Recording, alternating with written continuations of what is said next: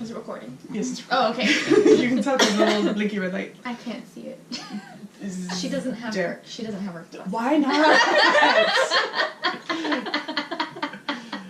What is my life? I don't know why I can't see it. I'm kind of concerned. Like, I feel like I should be able to see light, but It's a tiny one. Well, it's also backlit, so that's not helping.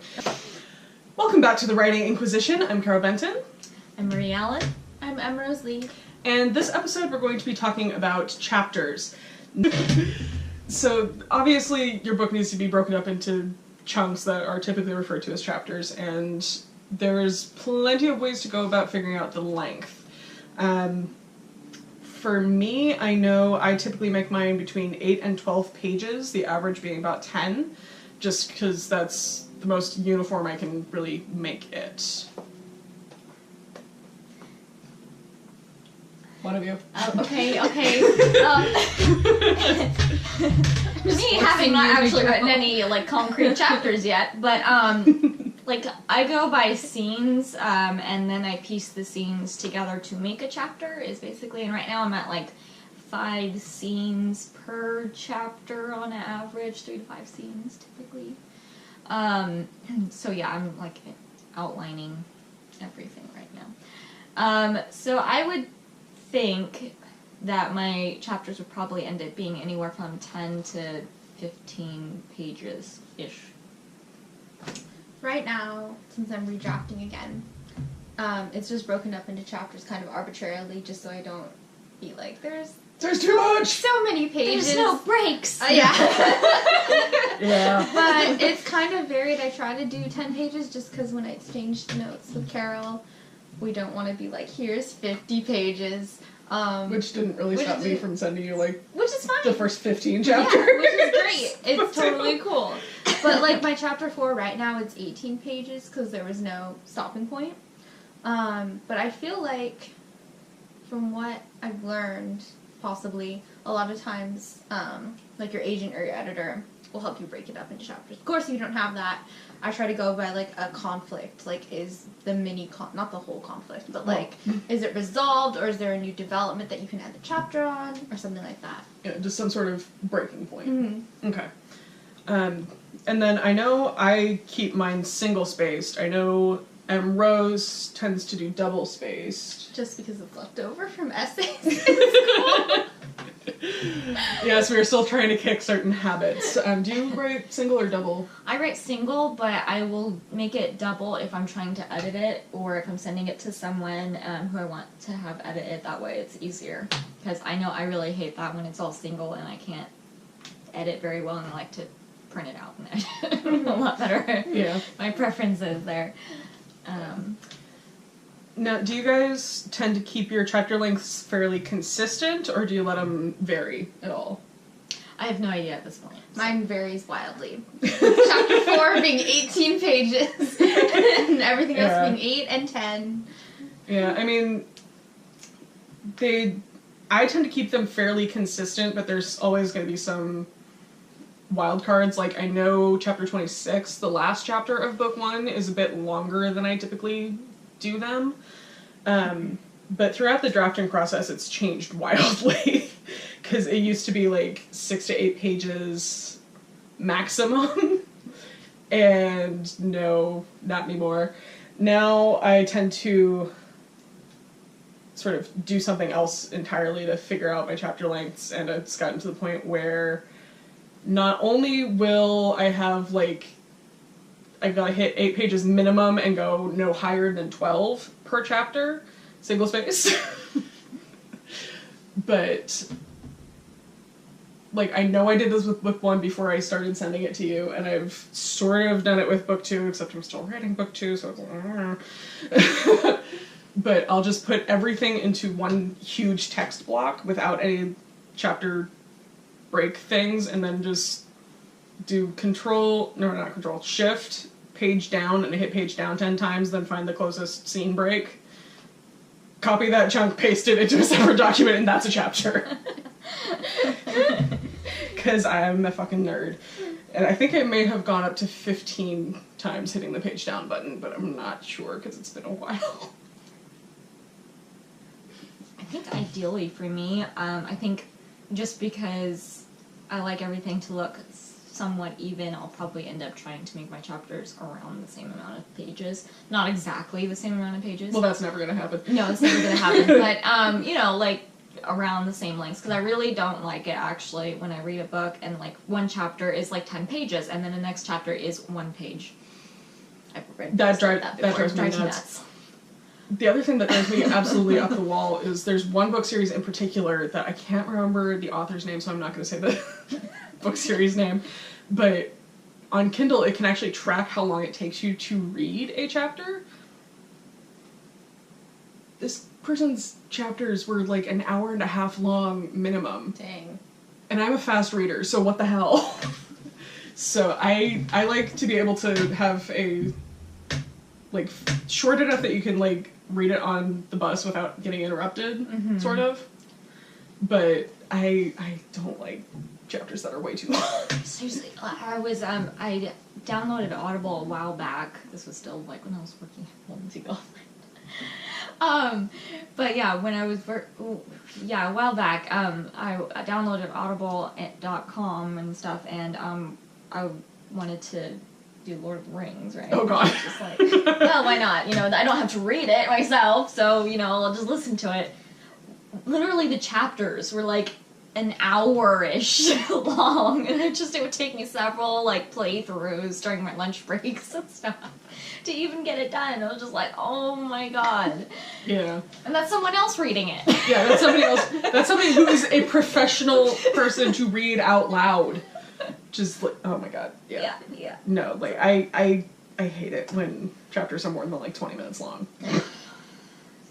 I've been binge reading, so I've realized a lot of times I don't pay attention just because I'm like, well, who cares if it's a new chapter? But I realize I really like it when there's, like, a short chapter for a good reason, either, like, a point of view change, or, like, something really horrible happens in that short chapter, and then you go back to the normal chapter, you're like, oh, yeah, if it's for you good know, reason, yeah, like, then if that's there's a fine. reason for but it, I can but- see, I remember kind of being like, wow, like, if you're trying to find a stopping point or listen to an audible, that's a pain when it's when it's that long. Yeah.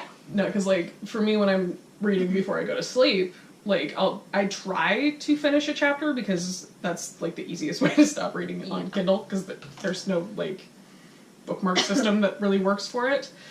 But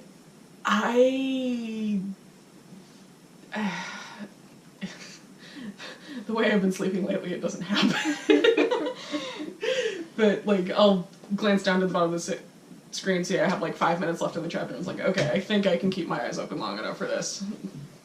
No, I can't. But yeah, so that's sort of my overall opinion, but like you were saying, like, having an emphasis there, like, I think for book 3, I'm actually going to have a prologue. Cool. But it's not going to be that long. That's good. Yeah, but prologues are great short. Yeah. Because they kind of just give you an insight where certain things are, or, like, I don't know, maybe they introduce something that won't be there for a good amount of the book, but is still important, and, you know, then you'll be like, oh, when you get to the part where it comes back. And yeah, and, like, for the start of book 3, because I've already sort of written part of it, it starts about 2/3 of the way through book 2 from a different character's perspective, and then there's, like, a That's cool. 15-ish year gap between book 2 and 3, so there's not really a whole lot of reason to cover a lot of stuff in there, other than setting up, like, where this character has gone, what he or she has gone through, and all of that stuff. But that doesn't necessarily have to take that long. So it's probably only going to be a couple of pages, but it's kind of important to the plot overall. Because it's introducing book 3's primary villain, sort of. Because there's kind of... Book 3 is going to be a clusterfuck. Oh my god. And this is coming off of book 2. Literally rewrite history. Oh my god. Ah! What have I done? What is my life? Yeah. Do either of you have sort of, like, formatting things? Like, do you just number your chapters, title them, epithet them? Right now I just number them because I'm very bad at naming stuff. But in an ideal world, I would like to name each chapter. I think that would be really cool, but I don't think that's going to happen for me. Plus, I might just have too many chapters. Yeah. So. Because titling this book and the series is bad enough. Oh, yeah, it's bad enough. So, yeah, I think Yeah. they're just going to be numbered chapters. I'm going to be lazy like that. Yeah. What about you? I'm kind of the same because I love named chapters, and for a while I was toying around an idea of having each chapter focus on a different deity or the same deity in my universe, but I'm like, so hard. So right now they're just numbered because Scrivener like just kind of does it for you. Yeah. But I'm kind of ignoring all formatting until it's done. Though, yeah, using Scrivener, though, when I have my scenes laid out, I do name my scenes just for my purposes, so I know what's going on in that scene. Yeah, like a scene header. Yeah, exactly. Just be But like, that's yeah, not- that's right. That's not really titling, that's like... That's not titling, that's just like... this person reminding kicks me. that person's ass. Yeah. Go. This is kind of like the deal with that scene, but they're Yeah. not going to be in the...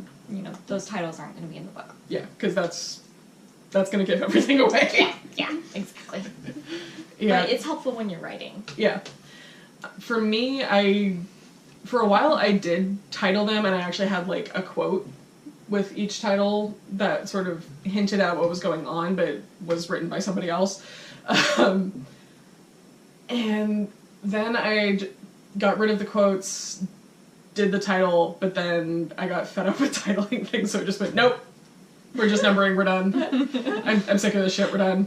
Yeah. It gets too hard after a point. I mean, unless you're really good at naming stuff, I wouldn't really bother. Yeah.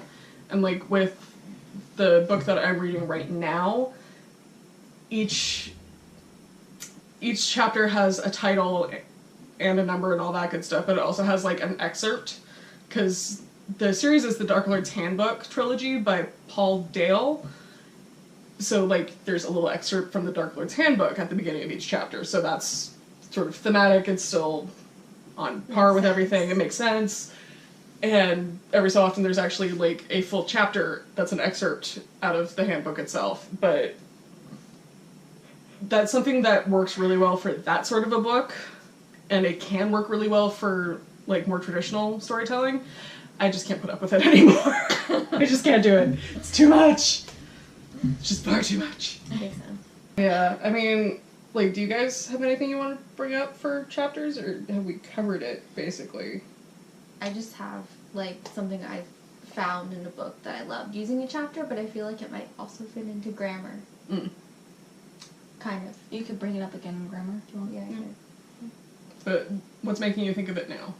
Just because in a series of unfortunate events, there's a great part where they fall down in an elevator, and you turn the page, and the next page is totally black because it's dark in the elevator. Oh, I just that's think it's so cute. Well, that would fall more under formatting than grammar. That's what that's what I yeah. meant, because it's in the Yeah. thing. And then something else from a series. I was just gonna rant about a series of unfortunate events, but we're Yeah, good. so you can actually do like weird little thematic things like that and sort of make your reader giggle a little bit, because I'm sure that's Is what it you that do. kind of book? I was so funny. That, and he did one where there's deja vu, and he says the definition of deja vu, and then you turn the page and it's the same chapter. It's like deja vu. So if you're a snarky piece of shit, Yeah. then you can do that. But that wouldn't work for my book. Everybody No. would just be like, The fuck is this? What are you Yeah, doing? exactly. You, like if you're doing that, you need to actually, the book needs to be about that kind of stuff. or Yeah, and you need it's to like set your narrator up as that snarky little piece of shit. Yes, exactly. Because otherwise, people will just be. Which I have not done, so there's no way in hell I can get that to work. I just love it.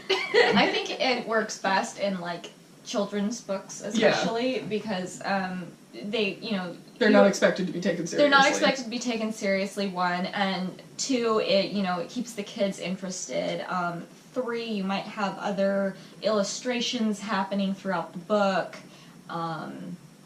things like that. So, and it's fun. It's a good learning tool too, because some kids might not know what deja vu is, and now they have a really good example. Yeah, and of course, for those who have read book one, you know that my shapeshifter is Deja, Oh yeah. who was named after Deja Vu. Yeah. Because I am a total dweeb. But it works, so... I can be a snarky piece of shit, but only sometimes, apparently. Realized I had a chapter thing. Or, what is it? It's like in the old, I don't know if it's old books, but it makes me think of old-fashioned things where, like, I've seen it in Howl's Moving Castle and in the girl who circumnavigated fairyland in a ship of her own making. They have a thing where it says, in which, like, September finds a wyvern. Oh, so... You know, like the in which thing? I think I know exactly what you're talking about, because, like, the Friends episodes are always, like, the one with... Yeah. And, oh my god, what is it? I don't know what's called, but, like, what the official thing is. There's another show that I'm thinking of! Oh, Chuck. It's always Chuck versus something. Like, Chuck versus the Beard, or Chuck versus the Intersect, or something. Okay. So, like, you can have those sort of thematic things, but again, you'd have to sort of set it up to work that way. Exactly. There's no way in hell that would work for Regal Babylon. It just wouldn't. I like it for the things it does work. Yeah. It gets me excited. It's clever. Yeah. You know, and I applaud people who can make that happen. Yeah. But again, it takes a very specific narrative style in order to get it to work well. Yes. And also, you may have noticed that there's another shift in the quality of the recording, because one of my best friends decided to get me a GoPro for my birthday, so... Thanks, Vijay. Love you. Thank you. And I think we'll call it quits on this episode of the Writing Inquisition. We'll see you next time. Bye.